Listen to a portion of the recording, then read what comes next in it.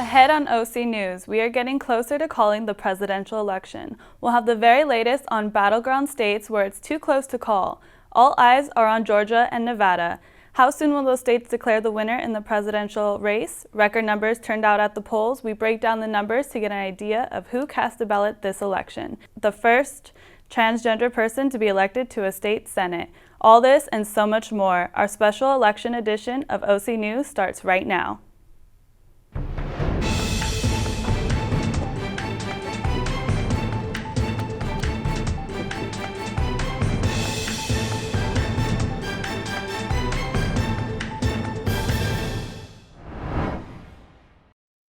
Welcome to our special election edition of OC News. I'm Andrea Carvajal. OC News is brought to you by the broadcast journalism students at Cal State Fullerton. It's still too close to call after a very long election night, and watching all day today, we are still waiting to see who will be the next president of the United States. Many of us have never seen an election quite like this one. We turn now to OC News reporter Kimberly Cruz, who has the very latest on the presidential race. Kim? Thanks, Andrea. Just like most of you, I stayed up late last night hoping to know who would be the next president. And we are still waiting for the official word. But it's getting closer to looking like Democratic candidate Joe Biden will be the next president of the United States. Right now, the Electoral College count stands at 264 for Democratic presidential candidate Joe Biden and 213 for President Donald Trump. One of the candidates has to hit 270 electoral votes to win the election. Joe Biden claimed Michigan short time ago, and earlier today, he won Wisconsin, two states that flipped from red to blue. Biden now stands just 6 electoral votes from victory. That means if he gets just one more state, any state, he will win the election. Only Alaska, Pennsylvania, North Carolina, Georgia, Arizona, and Nevada are left to be called. One state where Biden is just slightly ahead is Arizona. Here's the latest from Maricopa County surrounding the Phoenix area. We're expecting a bunch of tallied votes to be announced in about 30 minutes. The expectation is a win in Maricopa County will likely mean a win for the state in Pennsylvania. More than 1 million ballots still needed to be counted as of 2:30 p.m. today. We can expect to receive results from Arizona, Georgia, and Nevada tonight. Georgia will be another key state for Joe Biden since the Democrats have not carried the state in a presidential election since 1992. It's been one day since the poll centers have closed, and the fate of this presidency is still undetermined. Reporter Nada Romero has the latest from the White House. The race for the White House is down to the wire as millions of ballots, including key battleground states, are still being counted. So far, neither President Donald Trump nor former Vice President Joe Biden have reached the 270 electoral vote threshold to clinch the White House.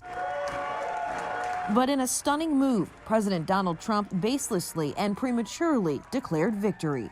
We were getting ready to win this election. Frankly, we did win this election. While also making unfounded claims of fraud and suggesting he'll take the fight to the Supreme Court. This is a major fraud in our nation. The Biden campaign calling the president's statement, quote, outrageous, and saying they remain optimistic about their chances. Joe Biden is on track to win this election, and he will be the next president of the United States. Several battleground states remain in the balance as election officials contend with the massive number of early and mail-in ballots. Pennsylvania and its 20 electoral votes, the biggest electoral prize left on the map. Officials there say they are working to ensure the integrity of the election. I will do everything within my power to ensure that the results are fair and that every vote is counted. As the remaining ballots are tallied, both campaigns believe they have a path to victory. But election officials are urging patience as they work to ensure every vote is counted. And as votes are still being counted, President Trump's campaign filed lawsuits in Pennsylvania and Michigan, indicating he wants a temporary halt on vote counting until they are able to review ballots that are open and processed. His attorneys filed a petition for the Supreme Court Wednesday to add the president as a party to a pending lawsuit in Pennsylvania. The case has to do with a ruling by the Pennsylvania Supreme Court that allows mail-in ballots to be accepted through Friday night at 5 p.m., even if there's no legible postmark. but the justices are still considering whether to take up the case and refuse to expedite the appeal before the election. In Wisconsin, Joe Biden was declared the winner. However, Donald Trump's campaign manager stated, quote, there were irregularities in counties, unquote, but given no further information. As of now, all votes are still being counted, with the large amount of mail-in ballots results are estimated to take longer than usual. That's all the updates for me. Andrea, back to you at the desk. This election has proved to be very contentious, with lawsuits and controversial vote by mail results. Here to help us understand what is going on is Dr. Anthony Fellow, Cal State Fullerton Professor of Communications. Dr. Fellow, what are your takeaways on how this election is so different from what we are used to? Well, there's lots of contentious elements in this election. As a matter of fact, before I came on there, I just heard there's irregularities we're looking at in Michigan, Wisconsin, Pennsylvania. We'll see how that goes, because either one of them could pick up the presidency if something goes in the right direction for them. But there's a lot of takeaways you get from this election. One is that this is a really divided nation between conservatives and liberals and Republicans and Democrats. There is no mandate for Trump. There is no mandate for Biden. And the Republicans, the second takeaway is that they came away very strong. They gained seats in the House. The Senate is still in their control. And if history dictates, usually the party out of power in the White House will pick up seats in the next election, which is in 2 years. So expect the Republicans to take both the Senate and the House. And that's kind of a check on the executive wing also, because we hear a lot about what this administration, a Biden administration, would like to do. They like to pack the courts. They'd like to get rid of the Electoral College. This will be impossible without a constitutional convention. But the Senate will be a check on all this, because they're kind of the mature people in the government. I'm also interested in what's happened to the media, how the media is going to change. We saw Fox really become a mouthpiece for their candidate, and we saw CNN become a mouthpiece for their candidate. And I'm writing a book on this. I want to see journalism get back to what it's supposed to do and report on the news and forget about all this opinion. And we'll probably have to worry about polls. Polling came away very badly in this election. And the last thing I'd like to I took away from this election is that we've got to do something to have some conformity to elections throughout the United States. This is determined by states. And there's got to be some conformity. Should people be voting for 3 weeks? Why can't we have one day where people can get their absentee ballots in and have it like a holiday, a real patriotic day, and so people can come out and vote? So those are some of the takeaways I got from this very weird and interesting election. And knowing who won the presidency ever happened before? East Tilden election, that went on for a while. And one of the things I was thinking about, history always repeats itself. And I was thinking the other day, if Trump lost, he could come back. Let's say the economy really fails, because he built one of the greatest economies, whether you're Republican or Democrat, that I have ever seen in my life. And what if it really fails and manufacturing fails and we see us moving into a depression? He could come back like Grover Cleveland and win the presidency again. He'll still be younger than Biden. So history has a way of repeating itself, but whichever administration, I wish them the best. And I hope we can bring America together to have peace and quit the decisiveness.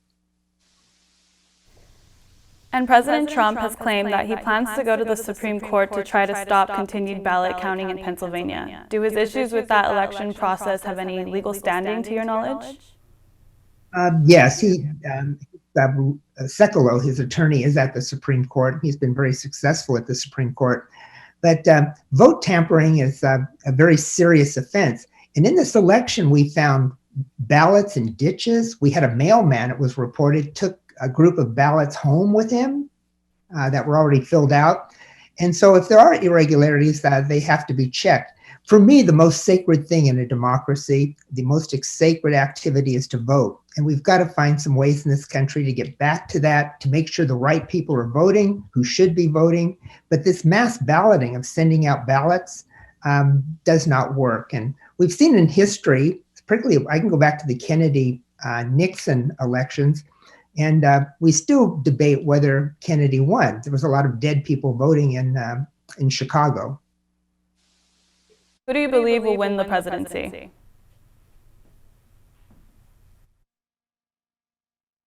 It was interesting, I think ABC News today pulled Arizona from the Biden camp. They don't know where it's going to go. It was kind of early to call Arizona last night, and not to call Pennsylvania when Trump was 1 million votes ahead. So that's interesting. I don't know where it's going to go. It's going to be interesting, and this country will prevail as we always do, and we'll have more elections in the future. And we have some interesting people, and particularly in the Senate and governors, who will be candidates in the future. You know, we have Nikki Haley is one, Josh Hawley is another candidate, and the governor of Florida is impressive, and the Democrats have some very impressive candidates. So it's going to be very interesting. We will survive. Thank you so much for your time and input, Dr. Fellow. We really appreciate it. 2020 continues to be full of surprises, and that is being seen in this presidential election with record-breaking numbers. There is a record high turnout of voters this year with at least 159.8 million votes casted. This projected total is a record for any presidential election that has ever occurred, with the highest voter turnout rate of eligible citizens since 1900. Democrats had a lead in early votes going into Election Day with 43% versus the Republicans' 37% of early votes. Biden now also breaks the record, passing Obama with most votes for a presidential candidate. He is also leading in the popular vote. As votes continue to get counted, the number will continue to rise. Moving on to local news, I got the opportunity to visit 2 iconic Los Angeles landmarks on Election Day to see voter turnout and why people chose to vote.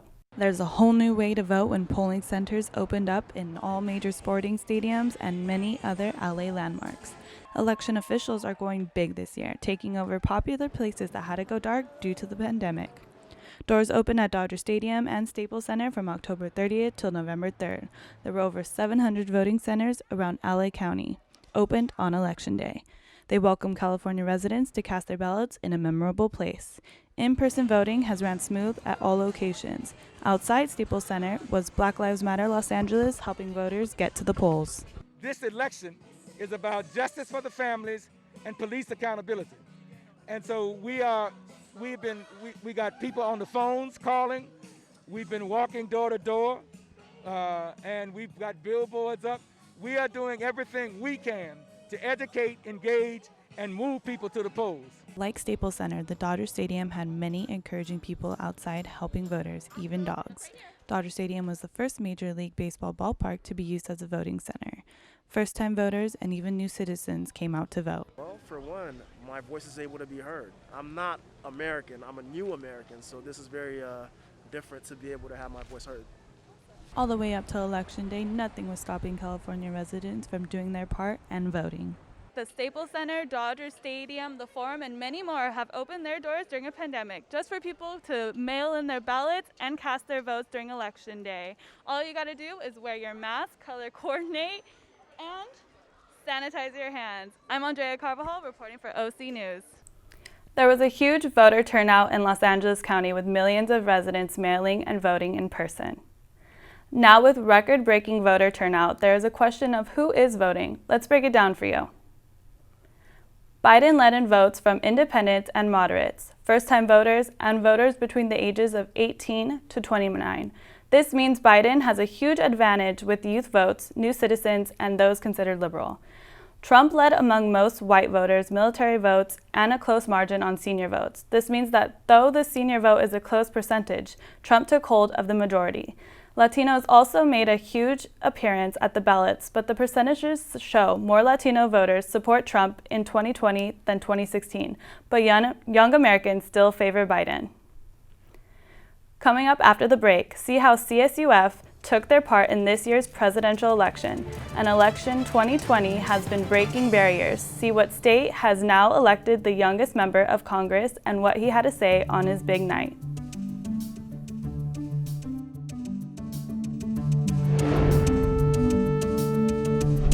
Observe a domesticated human family in their natural habitat. known to their species as the backyard. Hey, you think I should light it now? I think it's good. Yeah? Oh dear, someone is about to burn a pile of debris that's too tall, which can start a wildfire. Wait, could it be? Blimey, it is. It's Smokey. It's Smokey Bear. What a legend. Hey, it's Smokey. Sorry, it was too high. Right. Watch as he astutely ensures that there's no wind, and how he removes some of the debris to create a smaller, safer burning pile. No, you said make it bigger, baby. The bigger, the better. Take note of our fearless furry friend here, humans. I appreciate it. Fist bump. Watching you. Smokey's done it again. Bye, Smokey. Only you can prevent wildfires. Orange County has seen major voter turnout for this year's historic election. For more on this, we send it live to reporter Nathan Jacobo. Nathan? Thank you, Andrea. Well, Orange County has reported a near record number of voters this year. Over 70% of the county has voted via mail and drop box. Back in 2008 was the record when the county was reportedly over 1.1 million votes. This is a result of large venues such as the Honda Center and the Titan Student Union here at Cal State Fullerton being open to the public. One of the more notable voters here at Cal State Fullerton was the Cal State Fullerton men's basketball team, who shared their reasoning for why they wanted to vote. Go vote, go vote, go vote. Election day energy taking over Orange County. The Cal State Fullerton men's basketball team making their voices heard together after the entire program registered to vote. Since coronavirus started and the racial injustice, we felt like with most of us here being African American men, we felt like it would be a good thing for all of us to come together and mark ourselves in history. The Titans hosting 2 of 168 vote centers throughout OC, with increased capacity during the presidential election and students attending remotely. University staff don't expect wait times of several hours like those they saw during the primary. You can see the team hopes to make an everlasting change on our country. Reporting for OC News, this is Nathan Jacobo. Now back to you in the studio, Andrea. The state of California was filled with many propositions. We have our reporter Bianca in the studio explaining to us a few of those propositions that were on the ballot. Bianca? Are counted for and the results are here. California voters have passed Props 1722, but still retain its ban on Props 16, 20, and 21. California voters passed Prop 17, Restore Former Felon Vote. This amendment now allows people with felonies voting rights after their imprisonment and parole are completed. Next on the ballot, Prop 22, app-based drivers as contractors have passed. So beginning soon and for the first time in the U.S., companies like Uber will provide new benefits and protections to drivers without compromising their ability to work independently. These new benefits include healthcare, accident insurance, and a minimum earning guarantee. On the other hand, Prop 16 fails. California's affirmative action ban stands. University and government officials can't factor in someone's race, gender, or ethnicity in making hiring, spending, and admissions decisions. Another proposition rejected is Prop 20, stricter parole and sentencing. This prop would have toughened sentences in criminal cases and reduced the number of prison inmates. The last prop opposed is Prop 21, local government rent control. Therefore, it still remains to prohibit rent control on housing as long as it's more than 15 years old. That is only a few propositions that California has presented. Continue to check more government websites for pending decisions. That's all I have for you. Back to you, Andrea. Several local congressional races have been decided as well. In Congressional District 45, Democratic incumbent Katie Porter has been re-elected over her challenger Greg Raffs. In District 46, Porter's fellow Democratic incumbent Lou Correa won his seat against Republican challenger James Waters. However, in District 39, Republican challenger Young Kim holds a small lead over Democratic incumbent Jill Cisneros. in a race that is currently too close to call. These local elections continue to shape the results of the House and Senate races. In the Senate, Democrats expected to have a big push that would put them in the majority. However, up to this point, they have only managed to gain 1 seat, bringing their total to 48. This keeps the Republicans in the majority with 52 seats. In the House, Democrats wanted to build on the majority they built in 2018, but instead have currently lost seats while they remain in the majority. Republicans have successfully flipped 5 seats with many more races still counting votes. Coming up next, the first transgender in American history has been elected to a seat in the Senate. Find out what state she will be representing, and the run to the presidency is not over yet. We give you the latest updates on what is occurring in this historic election and what to expect later tonight.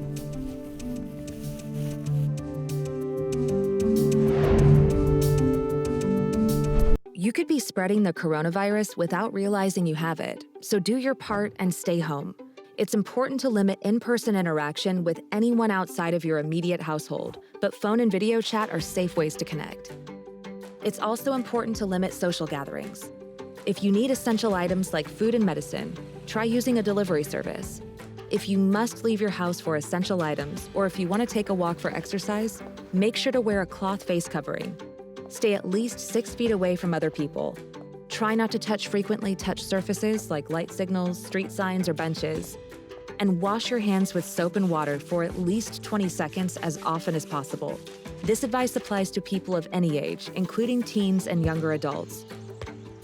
It takes all of us to slow the spread of the coronavirus, so stay home unless absolutely necessary.